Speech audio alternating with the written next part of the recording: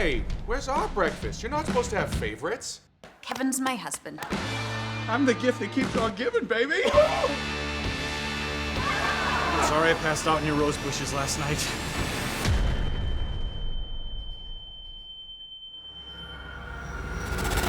Oh, Miss Hercules over here.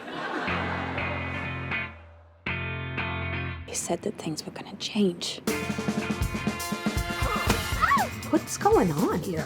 Dreaming's useless with him around. You can't close your eyes and picture a future where everything's okay. No. Yum. That's marriage. Had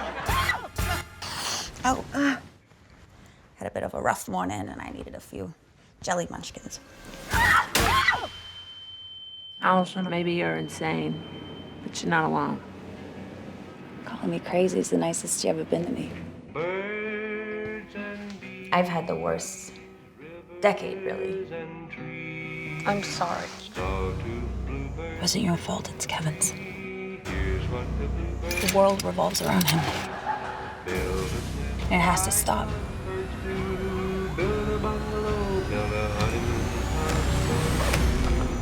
I'm gonna kill Kevin.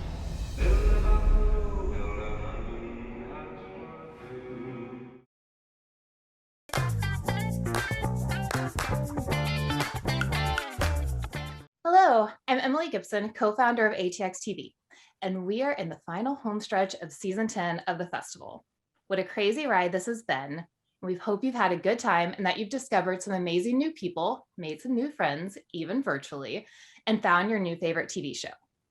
But if you haven't found that favorite show yet, don't worry, because you're about to. Every once in a while, a new series is announced, and we ask the network for it before it even starts filming. This show is one of those rare circumstances, and I'm telling you, it delivers.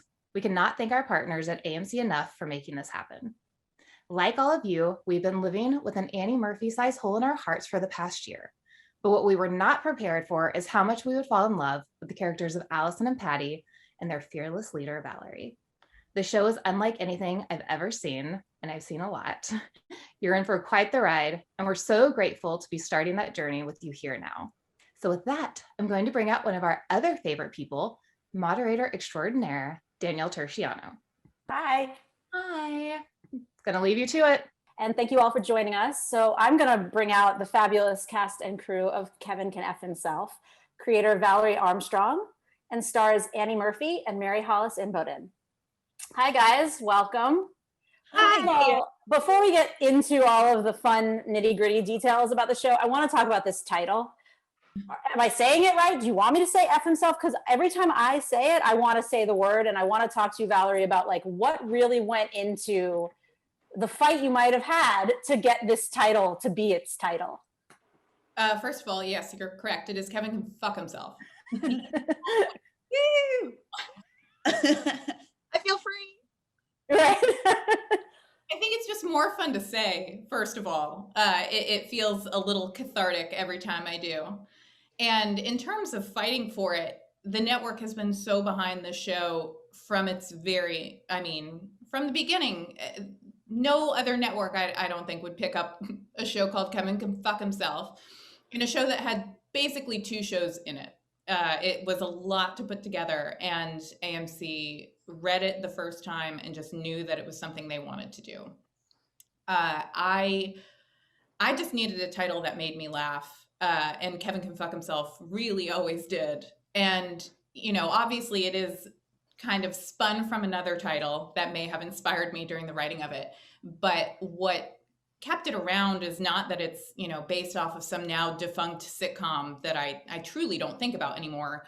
I think it is such a great encapsulation of what the show actually is, which is it starts off as something that sounds familiar, and then the rug is kind of pulled out from under you, and you wonder, what is this show? and we're still sort of wondering, what is this show? But we're finding it out together every day. Right. I censored it because I don't know the rules at ATX about what we can say and what we can't say. But since you've all said it, I feel better. So at least you did it. It wasn't my fault. Hire me back. Anyway. You to take the blame. So, I mean, you kind of already touched on this, like the two shows at once that this show is. Like there's the sitcom, then there's the single camera, which is much more like verite style that we eventually will follow Allison and Patty into. So I want to start with the conceit of those pieces individually. Valerie, did they come to you individually? Like where did you kind of start with designing the different worlds of the show? I started with an image, which came to me, unfortunately, unlike anything ever has or will again, which is All at Once. And I pictured the sitcom who we all know so well. She's like an amalgam at this point. You know exactly who she is the moment you see her. But she's a little beleaguered, but like takes it all on the chin. And she has this very funny husband. You see him and you're like, how did that happen? Oh, whatever.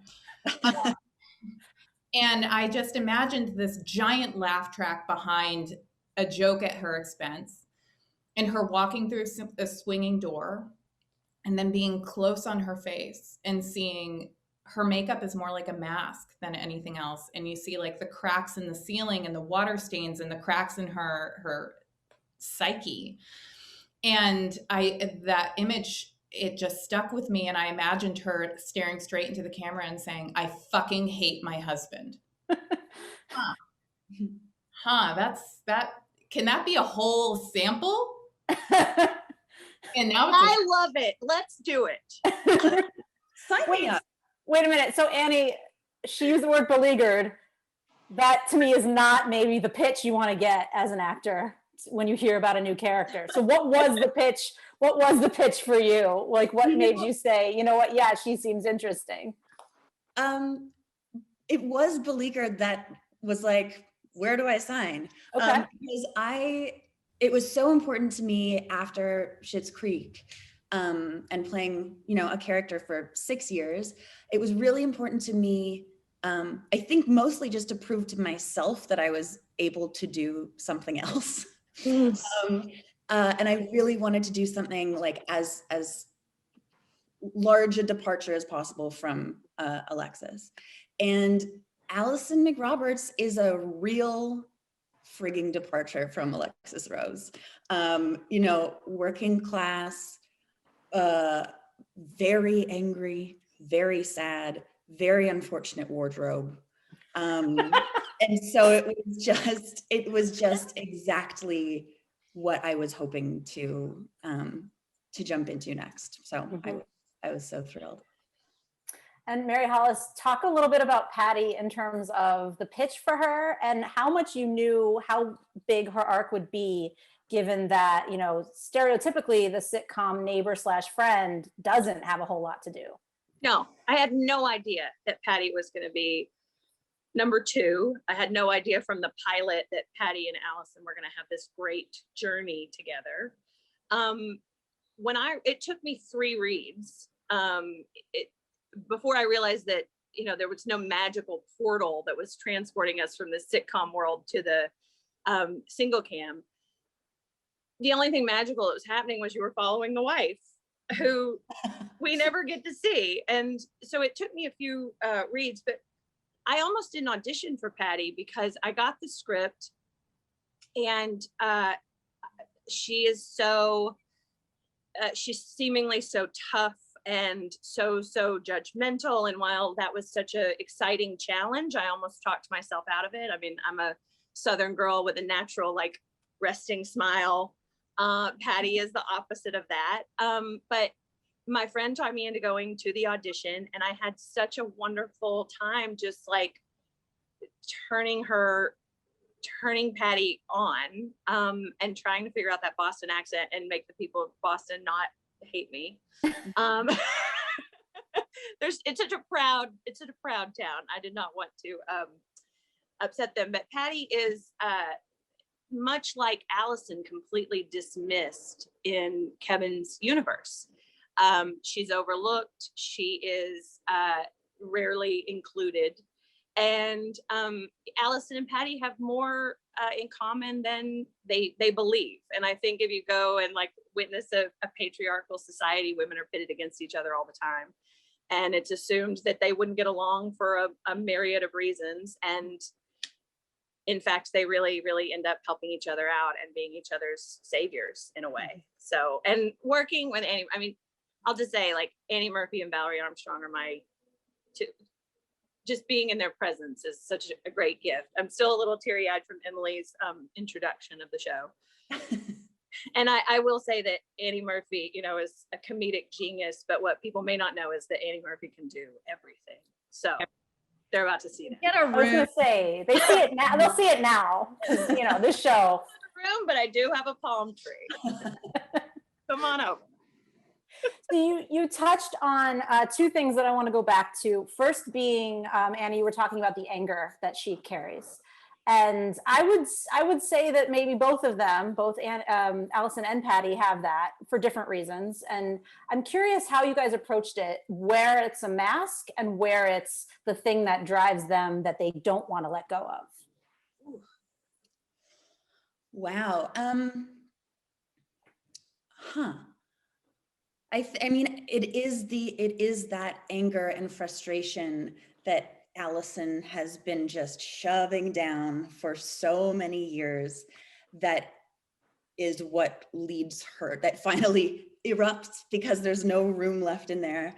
And it is what drives her to make this decision, this irrational, very passionate and, you know, yeah, it's a bad choice, but it is fueled really by this anger and frustration that was very easy. I kind of, like Mary Hollis, have a resting smile face. And so I was like, ooh, is this going to be kind of like a tricky thing to tap into this anger that I need for the part? And I very quickly realized, no, it was not hard at all, because I think being a human being, a human person in 2021, you're angry and you're frustrated. And the first smash of that beer stein was so therapeutic. And I just feel very grateful that Valerie wrote in many smashes and punches and breaking things, because I think if everyone had access to breakaway glass, the world would be a much more calm and peaceful place. Anytime we were extras, I would smash them when we were done. She did this. Utterly. For life. Yeah, just for life reasons. Yeah. I think just to like piggyback on that, we spent the first 3 days in multicam, which was a new genre for me, and I think for Annie too. And when you're in that, I always called it a tuna can on a hamster wheel with the laugh track, and it was very frantic. And you know, Valerie's script teaches you within 7 minutes how to watch the show. And once you know better, you do better. And you cannot take your eyes off of this woman who is the butt of the jokes and who's being overlooked, who's being constantly gaslit, controlled. And that was so frustrating to me, to sit on the couch and be complacent in those multicam bits. The guys were having a hoot, I think. Sure. We love our guys are so extremely talented, but they were just having a hoot playing, you know, beer pong. And that definitely helped fuel my rage and made me see things a different way. You know, we've grown up with this model and the model's wrong, and Valerie Armstrong's trying to dismantle that. Right. So for all of you, what were your inspirations in doing that? In trying to dismantle it, but also kind of needing to borrow from some of the things that came before in order to dismantle it? Can you name sitcoms without offending the people who made them? Or do you want to talk about some of the shows that you drew inspiration from, either in the writing or in the performances? I think that you can both. I mean, something that was very, very important to me in making the show and writing the show is that we are not making fun of these sitcoms. Right. We are taking issue with certain behavior, but I grew up watching every single one of them. I watched Family Matters and King of Queens and Home Improvement. I watched everything. My mother used to joke that I could tell what time it was by what show was on. Activity. It's just it was your sports. Yeah. So we came at that sitcom from this lens of like, we have to do it right. We have to make a good one. We cannot joke. We cannot ask anybody to watch 30 minutes of our show, 25, whatever it ends up being in any given episode, and say like, look how stupid this is. Nobody's gonna want to watch that. And also it's just easier. And we decided to make 2 shows. I don't do anything that's easy. I refuse. So we have to actually do the work of making it good. And I think that we really did, but that also meant, as Mary Hollis said, we had to make it, in order to comment on it, we had to make it true. And that means that there were days that these 2 brilliant women had 2 lines. And that was frustrating for me too. Like, that's not at all the show I want to make. And there were days where we were so in it that it felt like that was our only show. And then we would go back out into the single cam and like the air and be like, oh, the sunlight. Yeah.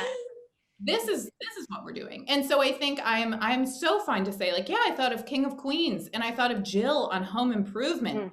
Just, oh man, if there's any woman that you watch who should have left 10 years ago, it's Jill on Home Improvement. Oh, it sure is. Sure is. But I think that you can absolutely draw inspiration from people and do it in a way that doesn't belittle them, but also issue with the behavior that was exhibited on those shows. Right. I have to confess, I did smash a glass in honor of Erin Hayes. Yes. Yeah, I did. I was like, she was in my brain because it was, I mean, just, we touched on it a little bit just then, but it was such an education to be in the sitcom world. And, you know, I had one day where I went in and my job was to have steak spit on me over and over and over and over. And by Eric, who was phenomenal and killing the scene and doing all of this incredible physical comedy. And, you know, both Mary Hollis and I have had the urges of being like, can we do it now? We'd love to give it a shot. Like, we're all so good. We can do that. But who would we spit on? But who would we spit on? Exactly. But it was so interesting because at the end of that day, Eric got a very, very well-deserved like standing ovation and round of applause from the crew. That was the only time anyone ever got a standing ovation and a round of applause. And it was just like, I found myself being like feeling grouchy about it, and like being so grateful that I and Mary Hollis and I had the single cam to you know, fall back on, and that's where we get to show our talent. And but just to really take a think about all of these women who didn't have the single cam to fall back on and just had steak spit on them over and over and over. In front of a roaring crowd. In front of a roaring crowd, yeah. It was, it has been like a very interesting education in that sense. I will say, completely like vanity point though, and I think it's really interesting about the show is that, you know, what you see is not always what you get. And I felt as if I looked fabulous in the multicam. It's far away, the lighting's great, makeup looks perfect, step out into the sunlight and it's full armor, which I think is the point. But just throwing that in. Yeah. Positives. You didn't get a lot of people. You can't see the roaches in multicam, but they're there in single cam. Exactly. And I mean, you bring up a good point though, because you mentioned, you know, doing that all day, right? Or having some days where you had 2 lines. So this is not, I'm assuming this is not necessarily a show where you had to shoot 1 episode at a time. I'm assuming you might have been able to block shoot, but correct me if I'm wrong, because I'm curious how that approach changed what you were doing. Like if you did have to do, you know, 3 days of multicam in a row, what was your process like to get into that and then to get out of that where you're not so, well, maybe grouchy helps you for single cam, but just to switch in and out of those headspaces and also like the bigness that you're portraying it for the different frames. Well, I'm going to speak on both of our behalves, both mine and Mary Hollis. We didn't really have to prepare. Valerie, don't listen. We didn't really have to prepare for the multicam stuff, because we had so little to do. So Mary Hollis and I just, on multicam days, had a great old time. There was very low stress. There was one day where I had one line, and when you have one line as an actor, it becomes, the gospel. And I was constantly afraid that I was going to be fired when we were in multicam, because I had one. You feel like you're not participating. We've already touched on this, It's all by design. But the line was Kelvin. Oh, it's not even a line. It's a word. It's just one word. And I swear, Annie looked over and I was like malfunctioning in the corner, like Kelvin? What way to say it? I'm sorry, we got out of that unscathed. You said Kelvin. I think you did, I would say upwards of 50 variations of that name that isn't even really a name, over and over. And we had to walk you through it. We had to breathe through it. We had to do a little walk around. Yeah. I had to get out of my head on that one. Yeah. It was a malfunction moment. But yes, she's right. We didn't have to prepare. We circled up with the guys and we read it through. And, of course there was, the one line that I couldn't get out, but that, I think we prepared way more for our single cam stuff. I can confidently say that. Well, when I routinely only give you 3-page single camera scenes, you have to prepare because I'm an asshole. It's true. They kind of didn't like when we would prepare over lunch, Annie and I, because inevitably we would come back and shoot the first take and she would have a Southern accent. And we ended up sounding like Loretta Lynn and Patsy Cline, just having a honky tonk. Changing the show. But that's could have been an interesting way to go. And you did, this is the second thing that I never circled back to, but you touched on the accent. So I want to go back to that. I want to start with Valerie and talk about the setting of the world of the show, like what inspired that. And then for you as performers, what you needed to do to find that accent. Well, when I wrote it, I thought I don't often see people weirdly who I grew up with on television. And that is repressed New Englanders. I feel like, especially that kind of socioeconomic class as well is just not all that represented in sitcoms and certainly, I guess no show like this has quite been done. So I can't quite say in our genre. But on the individual pieces of it. Yeah. And so I knew I wanted it to be set in New England. I thought about just setting it in my hometown, but I'm from Connecticut and people hear Connecticut and think fancy, and it is not all fancy. It's great, but it's not all fancy. And so I thought about Boston, which felt a little generic. And then I remembered my brother's college roommate who was from Worcester and first of all, he had the greatest accent I've ever heard, which is the words career, like your job, and the country Korea. Indistinguishable.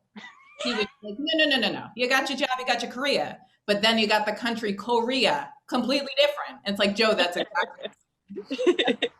He had this fantastic, he knew everything that was wrong with that city, and he knew how backwards it was, and how, New England it has a lot of rot beneath it, and yet he had so much weird pride in this place that he was from and loved it so dearly. And I thought, what a great place to set something that has a sheen over it and then this underbelly of rot. And it just seemed like the perfect place, and it was specific. So Worcester it was.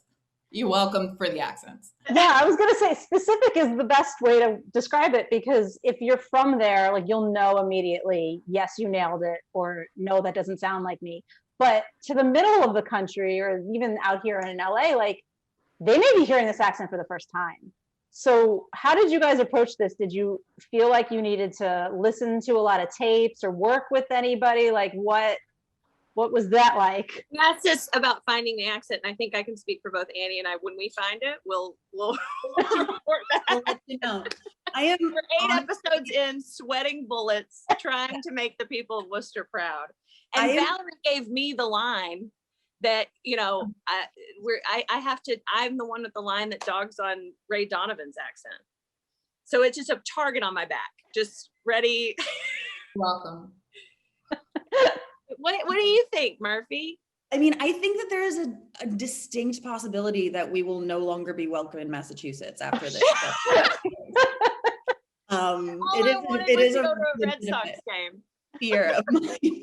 And we were very lucky to have a wonderful dialect coach, Charlotte Fleck, who was very, very patient, very hardworking, and very repetitive in her corrections of our terrible accent, which was very helpful to both of us. But as Mary Hollis did mention, I came to I had a very rude awakening as we were shooting to realize that I am one of those truly, truly annoying human beings that picks up on other people's accent and adopts it as her own, which was problematic because I was hanging out with Mary Hollis all the time. And there were several times where action would be called and I would just come out with a full Southern drawl. And we'd both look at each other and be like, oh, we're going to start again. Yeah, okay. we'll go again. Starting again. Okay. Just kidding.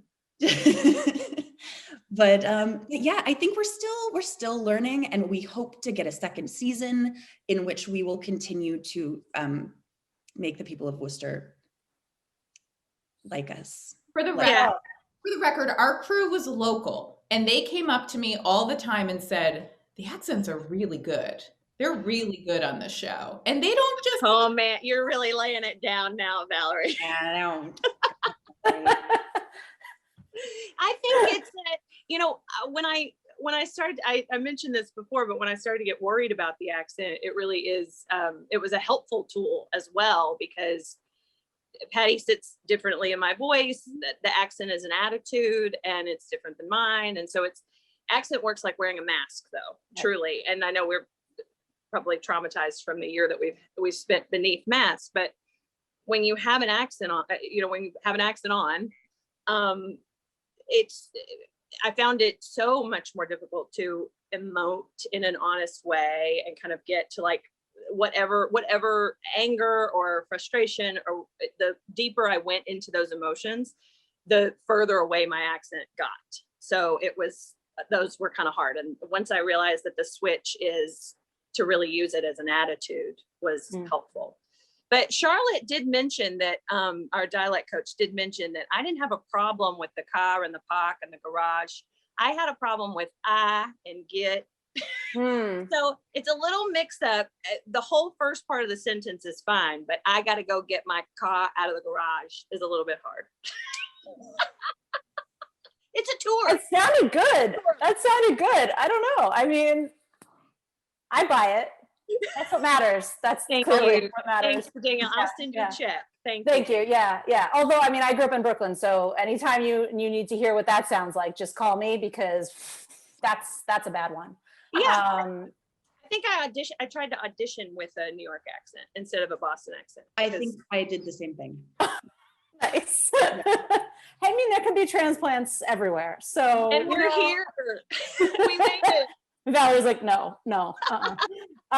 So you guys obviously have a very good relationship off screen. I want to talk about your characters' relationship in the show, because, you know, like I said earlier, you know, we don't necessarily know what to expect in a sitcom world from the friend character. But once we're in that single camera, they seem like they get on equal playing field. They take some, I'm not sure how many spoilers we can give, but they take some dark, twisty turns. And I've been told that people are calling it kind of a Thelma and Louise relationship. So tell me a little bit about building that. And, you know, at what point did you know where it was going, and kind of how did you find that footing with each other in that single cam world versus the multicam? Well, Mary Hollis and I were lucky enough to fall head over heels in love with each other basically the second we laid eyes on one another. So it always felt like we'd established a very strong relationship right out of the gates. And I think that kind of carries over into the characters. But I don't know what Mary Hollis talk about how special our relationship is. Like, talk about Annie. Our relationship's so special. First of all, we bonded very quickly over the phone because our whole beginning part of our relationship happened like this during the pandemic. But we bonded very quickly over the fact that neither one of us can use or handle props in a normal way. So that was just great to know. Like, if you hand me a set of car keys, I'm gonna drop them. It's like I've never had a car, never had a key. Annie's the same way. Well, wait. I think the character. You've never had a car? Like, this is maybe another time conversation, but like, that was a joke, right? No, she behaves as if she's never held a key or knew what it was. And with the malfunctioning. It's just making sure. Yeah. Yeah. Okay, go ahead. So, but I think one of the hardest things for Annie and I is because we were so bonded in, our off camera time that growing that on screen, we had to take steps to do that. So our fourth day on set was the scene on the porch, and they are not friends right. At that point. They are not people who are intrepid and helping each other out. I think that Patty can't stand that Allison doesn't understand that this is what it is, and being a dreamer is really frustrating to Patty. And once they realize that Patty can be the implementer of Allison's sort of dreams, because Patty has kind of a secret thing going on that helps her get through the day. And I think it's just, the bond is so incredible for the two women, especially in the outside of Kevin's universe. It's really powerful one. And Annie and I think that they do so complement each other, and then they constantly are switching. And I've said this about Annie before too in our private lives, but we're very close in age, and I sometimes feel like she's the big sister, and then I take over, and then we just kind of do this, like big sister, little sister. And we both seek guidance from each other, and we both, talk things out. And I think that Patty and Allison are doing that too, constantly, once they realize that there's free space to do that, and that they actually really enjoy each other, and they don't have to have the permission of the men, or even the presence of the men. And honestly, they've been keeping these guys alive. They're constantly threatening to burn the house down. I mean, I live with my idiot brother, and she lives with her idiot husband, and we're just like, what's today gonna bring? While they're howling and hooting around. So I don't know. It's really special. I kind of get a little emotional talking about it, because Annie means so much to me too, as does Valerie, and they're special. It's a special thing, and having them lead the show is special too. Yeah. So Valerie, I want to dig into that a little in terms of the creation of the evolution of their relationship. Like, at what point did you realize how much Allison would need Patty to build that character out? When I first thought of the show, I thought, oh, well, that's a good gimmick. I don't know. It's a visual gimmick. And I thought, if this is going to be a show, a series, it can't be the elevator pitch of the show, which sounds very flashy, but there's nothing beneath it. And there were two things to me that made this story worth telling. The first was realizing that the format switch isn't just a visual thing, it is a metaphor. And what it is a metaphor for I had my initial idea of what it is, and there are so many things that you can glean from it. I mean, first of all, I think it's a metaphor for the benefit of the doubt that Kevins have gotten their entire lives. Get a multicam audience laughing at all of their shit from the moment they're born, and they never have to see real consequences of their actions. They get to be boys until they are 60. And it's a specific kind of man. It's not all men, but it is a specific kind of man who's a Kevin. I think it's also a metaphor for the rage that women feel for every flaw, perceived flaw we have in ourselves that we feel we have to hide. And I've said this before, but my dream is for one woman to watch this and feel like, oh my God, it's not just me. The other thing that made the story worth telling to me was realizing that it's not about a toxic marriage. It is about how women can help each other out of toxic situations. Because I wasn't interested in telling a story about Kevin. I was interested in telling a story about women who help each other. It was the summer of 2017 when I wrote this, and I was fucking angry. I was really, really angry. And all I wanted to see was women helping women. And that discovery to me blew the show open. That was what made the pilot not fun to write. Nothing's fun to write, but it made it easier and interesting. And it gave the show like a drive that I finally was like excited to dive into. Mm-hmm. So in looking at the way their relationship evolves in single camera, is there a part of the show in the multi-camera version where there are nods to that? Like, can they be self-referential in the multicam as they know what they're doing? It's very hard for me to say this without spoiling it, but as they know what they're doing and you know, the friendship that they're building and the plans that they're making, how does that affect what we see between them in multicam? Well, we make sure that the multicam it could always air on CBS. For that theoretical CBS audience, it all has to track. So we can never cut to Patty and Allison sharing a look that has to do with a single camera thing. Okay. If it seems like they're sharing a joke that could make sense to that sitcom, again, these rules are for me. I just do it to make it harder. I don't. But we always say, like, if you bothered to notice, if you bothered to look at these two women, they are making eyes at each other in the background, like trying to communicate to each other. But we can never cut to it because that's not what the CBS sitcom would do, because I am a masochist. And I think it's just important that going forward, it's never about them. I mean, things start to change in that sitcom, but a sitcom is inherently conservative. And I mean that in the like simplest form of the word. It is self-regenerative. It always resets. And I think something that we thought of early on that I think executed in the first season is that, like, what these two are doing, the eyes they make in the background, the stuff that they're doing off of that multicam camera does start to bleed in a little bit into that sitcom. And we get into, again, I'm trying not to spoil anything, but it does start to affect character dynamics and people within that sitcom, because how could it not? They're not playing the game anymore. Right. They're not holding up their end of the bargain. Right.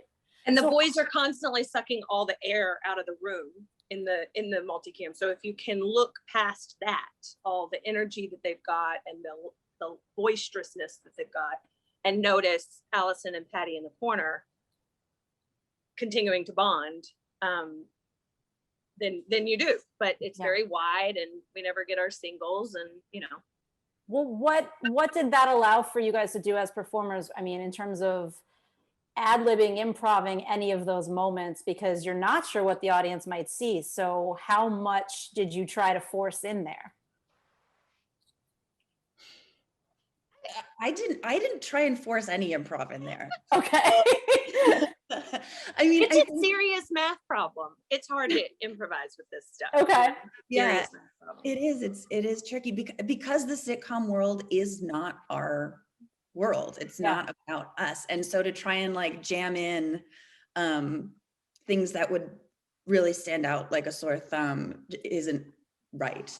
But I do think we had, like, there were lines that we kind of, as the season goes on, there are to each other we have that are more pointed and more delivered at each other in a more single cam style that maybe no one else will pick up on. But instead of, you know, doing the shticky sitcom delivery of a line, we've both chosen to say it more sincerely and more directly. Sure. Whether or not people will pick up on that is another story. But it was helpful definitely to our character story as the episodes. I would say too, I have a very fond memory of, Patty's got her place on the couch in the multicam, and Allison comes through the kitchen door or the front door. Those are the two pathways, and Patty, like a log, never moves off that side of the couch. And there's one scene pretty early on in the season where we got to stand next to each other. And it seems so small, but for two women who have been at opposite ends of the room, one moving and doing the chores and cleaning up after the party that I am a part of, that Patty is a part of, to stand like right next to each other. I thought that was just, that felt like a move, It felt like you just don't see them partnering up in that way, and that felt like, I don't know, progress. Yes, thank you. Yeah. So again, I'm trying to avoid spoilers as much as we can, but because such an important part of the show is the realization that Allison has that this is not the right life. Like, and Valerie, you said it was supposed to be originally in the pilot, I fucking hate my husband to the camera. Obviously Patty is going to help her take strides to get to certain places, but as what you've also talked about, the sitcom has to stay in its own bubble to a degree. So what does progress look like for Allison in the sitcom, in the single camera world? Well, she thinks that progress looks like killing her husband.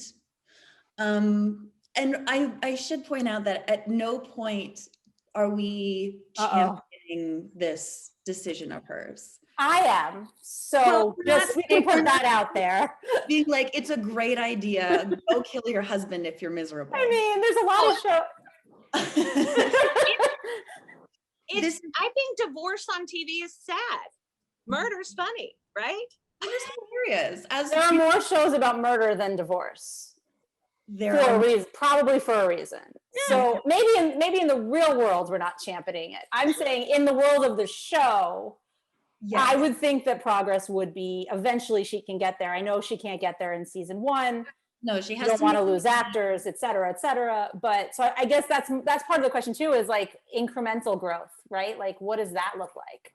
Yeah, I mean, I think to Allison, it's not the death of her husband that she is really looking for. It's the ability to continue life, like her own life. And he has been holding her back from living her life for so long that the only way she can like picture a life period is a life without him. And so, murder, a bit aggressive, but I don't know. I'm so curious to see, Valerie, where this is going.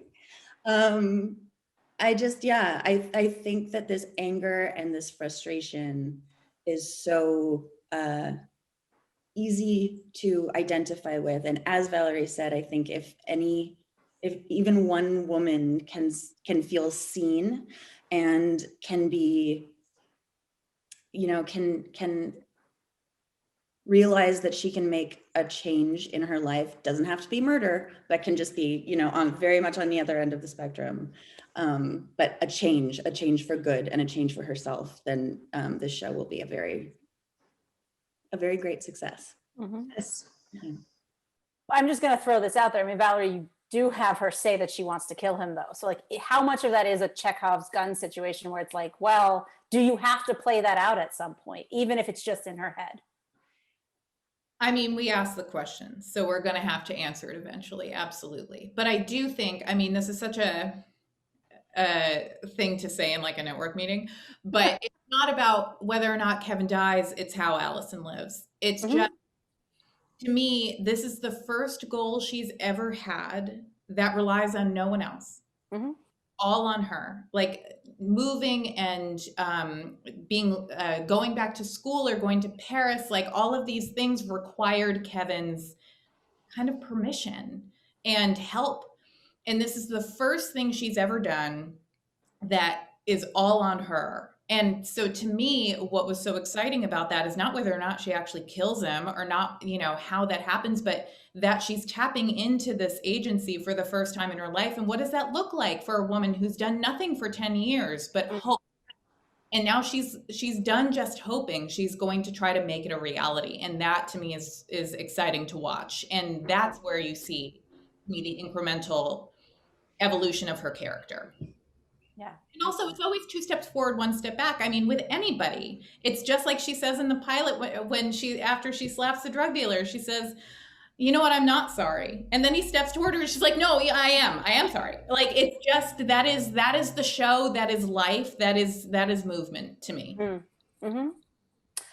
Before I let you guys go, I just have to ask, because, you know, you've talked about the inspirations from sitcoms where you recognize now some of the behaviors that they've gotten away with that are not the great role models that we should have. Do you find yourself watching TV differently? Has this show taught you to watch things differently? 100%. And I think after seeing, you know, even after shooting, like reading the script and shooting the script, it wasn't really until I saw that first transition from multicam to single cam that made me be like, oh, and then I could never watch the single cam the same way. And I've, you know, now gone back and watched episodes of, I don't know, King of Queens, for example. And there is so much misogyny and bigotry and racism and homophobia that is just shrouded under this laugh track. And it really wasn't until I started working on this show that I realized how saturated these TV shows are in really, really awful behavior. So yeah, Valerie's ruined the sitcom for me. I can't ever watch a sitcom. I say, like, you know, male-led sitcom to, like, very specifically, you know. Mm-hmm. We talk about it a lot, but like women are setup machines in a sitcom, and in Kevin Can Fuck Himself, the multicam for the single cam for everything that we get into. I think also, like, I don't think we've mentioned this yet, but the consequences that we have to face, the consequences of our own actions and also the actions of these men who are inside Kevin's universe constantly. And I love that commentary from the show too. But yeah, I'm completely watching things differently. I will think twice about auditioning for multicams in the future. We may not be asked. Well, I would also hope that, like, the multicams of the future are not still doing that, you know, because shows like this are pointing it out. Also, you know, the industry at large is in a reckoning, and there are different people creating it. There are more women creating it, more people of color.